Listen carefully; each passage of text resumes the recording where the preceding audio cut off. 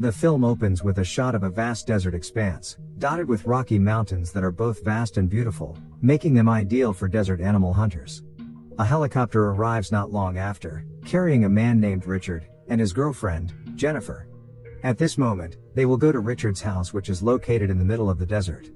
They plan to spend some time together before Richard's annual hunting trip with his friends. As the pilot is about to leave, he gives Richard some peyote as a welcome gift for his passengers.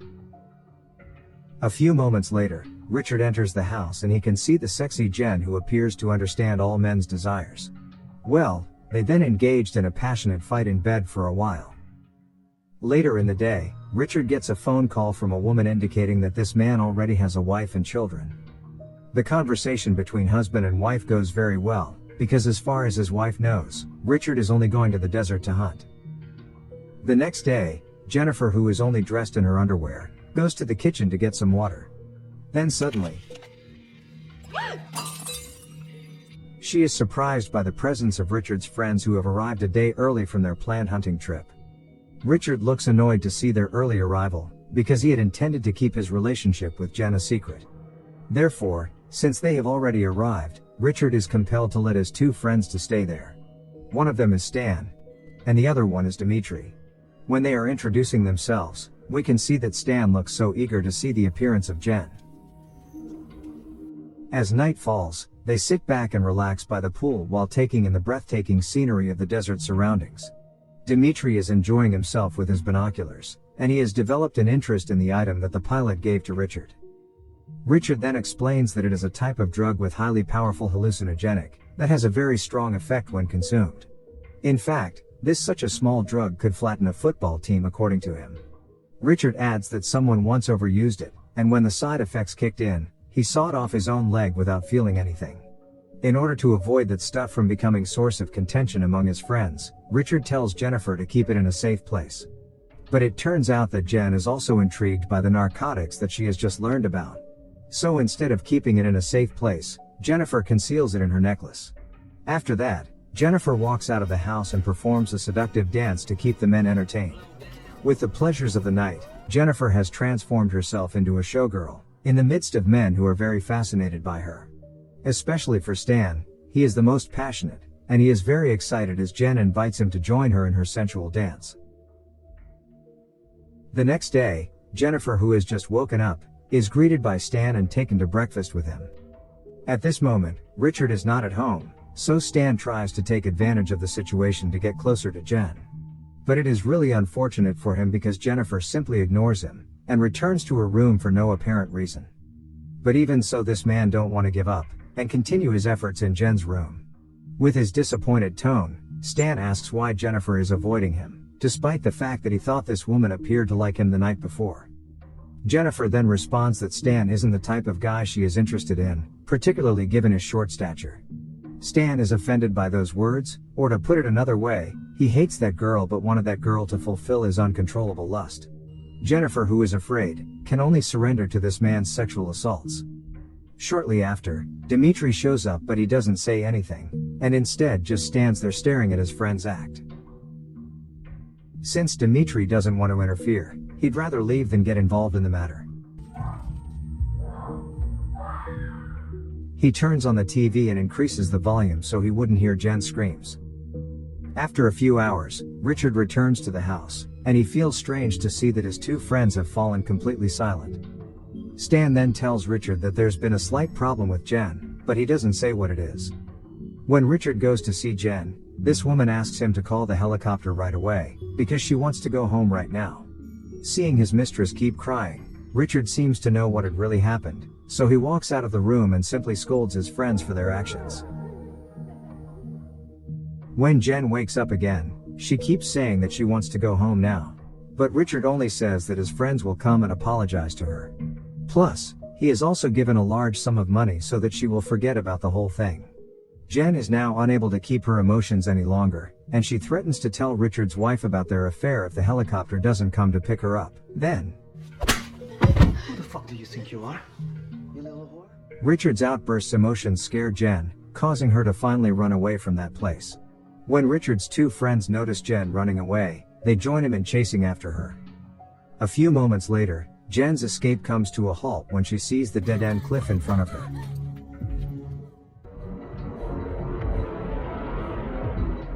In the end, Richard and his friends arrive at the place and manage to corner her near the cliff. Richard then uses all of his pleading to express his regret for his actions. He also tries to calm Jen down by calling the pilot to take her home immediately. As a result, Jen can finally calm down seeing that her wish has been fulfilled, but suddenly, Richard pushes her off the cliff, where she is impaled on a tree during the fall. Stan and Dimitri are startled by this, and they don't expect Richard will have the courage to push her off to die. Richard then explains that they will be in danger if they let Jen go, as they could be sentenced to 15 years in prison for their actions. To put it another way, Richard is also worried that his secret of having an affair in the desert will be revealed to his wife. After that, Richard and his friends go back to his house first to pick up their hunting equipment. They will return later to clean up any evidence of the murder, and then continue their hunting trip as if nothing had happened. The scene then switches to Jen, who is still in a stabbed state, and is starting to be swarmed by ants. It's very surprising to see that she is still alive, because the tree branches may not have hit her vital organs. With her body being stuck by a shrub, Jen tries to free herself and notices the lighter she often carries with her. Jen then expends all her strength and manages to grab it. Following that, she attempts to burn the dry shrub, causing it to break and allowing her to make her escape with a branch still stuck through her body. On the other side, Richard and his friends are making their way to Jen's location to clean up her body. Fortunately, the sound of their vehicle can be heard by Jen, prompting her to quickly move from that spot. The condition of her stomach, which is still stuck by a shrub branch, makes it difficult for her to move. But she still manages to hide just in time, and makes the three of them surprised when they realize Jen is no longer in that spot. They then assume that she had been rescued, or that she had run away on her own. Therefore, the three men will try to find a way down the cliff to confirm Jen's whereabouts. When Jen hears that they have left, she takes this opportunity to walk away from where she is currently. Since the distance to go around to get down the cliff is too far, these three men can only get to that spot when it is dark. At this point, they start to wonder how Jen could simply disappear. And at the same time they manage to find traces of Jen's blood, so they immediately follow the blood trail. As they continue to follow the trail of blood, their journey comes to a halt as the blood trail comes to an end in a lake. So the three of them then plan to split up to find Jen, but Stan seems to be hiding his fears all along, and he prefers to just wait in the car in case she would come back. Meanwhile, Jen, who has been bleeding profusely, is still able to escape with her remaining strength. But from a distance she can hear the sound of a vehicle looking for her. In the midst of her panic, Dimitri appears with his quad bike, and goes away after not seeing Jen there. It turns out that Jen is hiding by holding her breath in the water. Once she has made her way to the shore, she sees Dimitri not far from where she is. Jen considers this situation as an opportunity for herself, because she sees Dimitri's left his rifle next to his vehicle.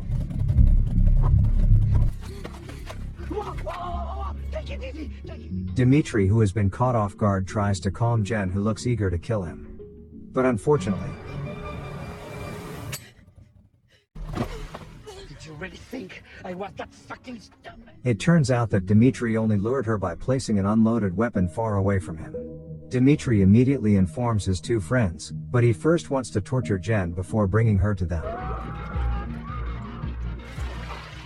Fortunately, Jen manages to grab the knife from Dimitri's pocket. As a result, Jen manages to stab Dimitri, killing him and leaving him in the lake. Jen then continues her escape with all the equipment she got from Dimitri. But the journey doesn't last long, because the vehicle she's riding runs out of gas. That means Jen will have to walk again with the branch still stuck in her stomach. Not far from there, Jen comes across a cave and intends to rest there for a short while. She is still in pain due to the wounds she suffered, and the wounds that are too extreme makes it difficult to treat it. When Jen sees the necklace she is wearing, she suddenly remembers the narcotics she had hidden the other day. At this point, she also recalls the effects that illegal stuff can have on people. Jen then eats it right away without giving it a second thought. Even though it tastes awful, but Jen has to eat it because she desperately needs the effects of the drug. Not long after, she starts to feel something different in her body that she can't explain. The hallucinogenic effects of the narcotics begins to react, where Jen starts to hear voices and experience severe hallucinations. In a semi-conscious state, she begins to prepare the emergency treatment for her wound. Jen, who now can't feel any pain anymore, finally does a very painful thing. As the knife slashes through the skin on her abdomen, she looks calm with no expression of pain. After she manages to remove the branch from her stomach, she burns the tin of the drink and places the hot tin on the wound in her stomach to stop the bleeding. The next day, the scene shifts to Stan, who is still sleeping in the Jeep. It turns out that it is Richard who throws the dead animal, since he failed to find Jen and instead got the game. At this moment, they still don't know the condition of Dimitri, who has actually died. Stan, who has just woken up, walks to the lake to wash his face. But suddenly,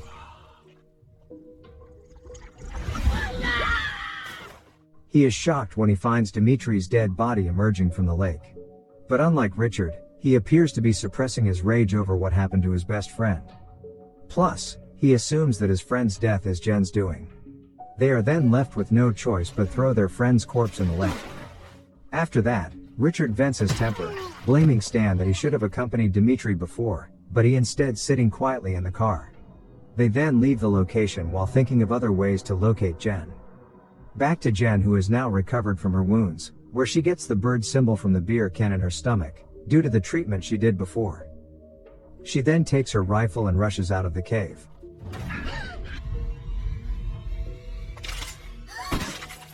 It turns out to be just a bad dream, and the effects of the drugs causing Jen to have bad dream over and over again. Once Jen has fully regained consciousness, she prepares herself to continue her journey. In other words, the journey this time isn't about escaping, but it's about getting back at them. Jen, who looked weak previously, has now turns into a strong and courageous woman. With unstoppable emotions and a shotgun in hand, she starts to look for Richard and Stan's whereabouts in the desert. On the other side, Richard and Stan have found the quad bike that Jane had taken, and they are planning to split up to check around the area. Richard then leaves Stan first, while Stan, who still feels pain in his nose, takes a mirror to check the condition of it. But he is completely unaware that the reflection from the mirror he is using lets Jen to know where he is. Therefore, Jen doesn't waste any time, and rushes to follow where Stan is going. Despite the fact that she is barefoot, this injured woman continues to follow him. After Stan has been driving around the desert for a while, his car starts to run out of fuel. So Jen uses this opportunity to take direct aim at him with a weapon, plus an 8x scope. At this moment, Jen, with no experience at all, tries to aim at the vital parts of her target. The bullet only hits Stan's shoulder, and she can hear Stan's voice screaming in pain. When Jen gets back to her feet, she sees that Stan is no longer there. But Jen is able to follow the steps of the person who had raped her, by looking at the splattered blood on the ground. Meanwhile, Stan, who is already injured, puts on a sock to stop the bleeding. Jen, on the other hand, has lost track of him when her blood trail comes to a halt at a spot where she only finds his shoe. Stan, who is now hiding, loads his weapon with bullets in order to kill Jen from behind. However, he appears to be having difficulty aiming due to the gunshot wound to his shoulder. Then suddenly, because of the injured hand, the shot missed and luckily only hit Jen on her ear.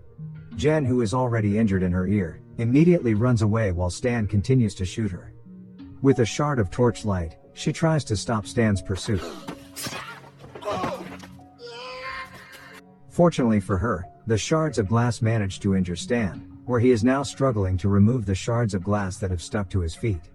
He then manages to pull the glass out, and because he is no longer able to run, he returns to the car to chase Jen. The huge wound on his leg makes it difficult for him to step on the accelerator pedal. But because of the anger that overtakes him, he ignores the pain he is experiencing.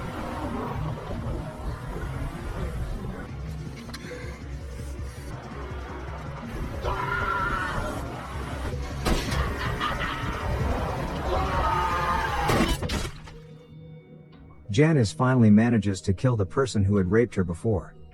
After seeing Stan's condition, Jen begins to hear a walkie-talkie call coming from Richard. As a result, her hatred grows even stronger as she hears the voice of the person who almost killed her. Richard, on the other hand, appears to be very disappointed that he is unable to locate Jen. Moreover, Stan did not show up at the location they had previously planned, and did not respond to his walkie-talkie call. He is now tired and annoyed, and finally decides to return to his house. As Richard gets home, he looks very stressed with the situation he is going through right now. He also thought that Stan, who had not returned, must have been killed by Jen. So he plans to leave the desert by contacting the helicopter pilot to take him.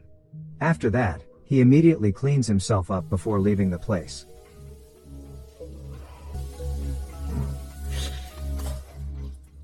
But he suddenly hears a suspicious voice, forcing him to check even though he is completely naked during that time. He thought that Jen has come to the house to kill him, but he finds nothing suspicious inside or outside the house. Richard is then startled by the sound of the TV, and suddenly, his fear of Jen's arrival becomes a reality. It is at this point where Richard now seems to be unable to do anything with the situation, as Jen has targeted him with her shotgun.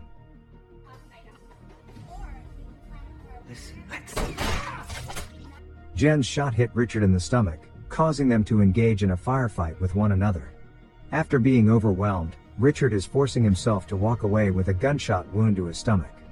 And Jen continues to chase him, but when Jen is about to enter the room, she is unaware that Richard is waiting to shoot her. Fortunately, the blood flowing from Richard's stomach caught him out, prompting Jen to find another way.